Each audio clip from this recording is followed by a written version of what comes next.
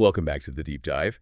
Today, our mission is very laser focused. We are diving into just one single piece of broadcast hardware. A really specific Yeah, one. exactly. It's the tvONE CM-3GSDI-X-4IN Quad 3G-SDI Broadcast Input Module.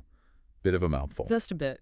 And we're going to figure out what engineering problem this component, which costs over $2,000, actually solves. I really like the analogy in our source material. They called it a specialized high-speed multi-lane highway entrance for getting video data into a system. And that analogy really holds up, because what we're talking about here is extreme reliability. At its core, this module gives you 4 BNC inputs, and they're designed to ingest uncompressed video. So 3G, HD, SD-SDI, all the major standards, and importantly, it's TAA compliant. Let's stop right there, because that TAA compliance, for anyone who doesn't know, that means it meets really strict U.S. government procurement standards. Exactly. So that's a huge mark of reliability, especially for mission-critical situations. You're buying guaranteed performance. That's what it is. But, that brings up the big question. We see everything moving to IP, video over the internet. Why are broadcast engineers still spending thousands on a physical SDI input like this one? Certainty. Certainty. That's the word. The 3G-SDI standard is all about an uncompressed, perfectly synchronized data flow for video, up to 1080p at 60 frames a second. So how fast are we talking?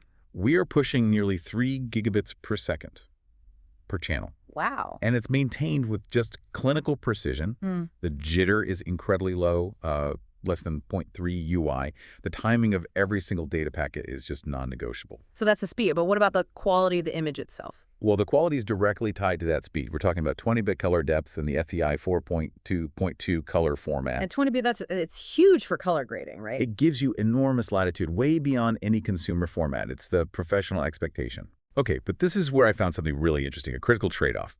For something this expensive, I was surprised to see a quality caveat. Why does the performance drop with 1080i signals? Yeah, that's a great point. That's where the architecture shows its nuance. While it supports the I standard when it's processing 1080i signals, the quad input structure actually reduces the sampling. It goes down to 4.2.U. Can you break that down for us? What does 4.2.0 actually mean for the picture? So think of it this way. With 4.2.2, every 2 pixels get to share 2 distinct color points. With 4.2.0, a block of 4 pixels only gets to share 2 color points. Got it. So you're losing some color information. You are. It results in a slightly compromised image for really high-end professional color work.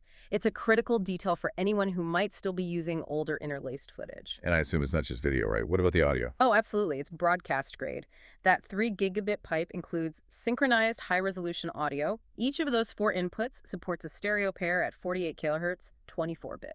So sound and picture, all traveling together, perfectly aligned. Perfectly aligned, yes. So if we pull back a bit, this module isn't meant to be a standalone box. It's part of an ecosystem, isn't it? That's the key. This is a component designed to slide into a professional modular matrix switcher. Like the CORIOmatrix systems. Exactly, the CORIOmatrix or CorioView. And to really understand that $2,000 price tag, you have to look at the other parts. A dual input module is almost $1,500. An output module that adds scaling can be over $2,600. So the cost is the entry fee into a completely custom, high-reliability system. Precisely. Okay, so the big takeaway is you're buying guaranteed reliability for high-end progressive video in a custom setup. But you have to be really aware of that chroma sampling penalty if you're working with older interlaced signals. You pay for the precision. And that raises a really interesting thought to leave with. If knowledge is all about connections, think about how this kind of robust modular design contrasts with fixed all-in-one systems. What future challenges, whether it's 8K video or just needing more inputs, does modularity allow a professional environment to adapt to? That's really what you're paying for.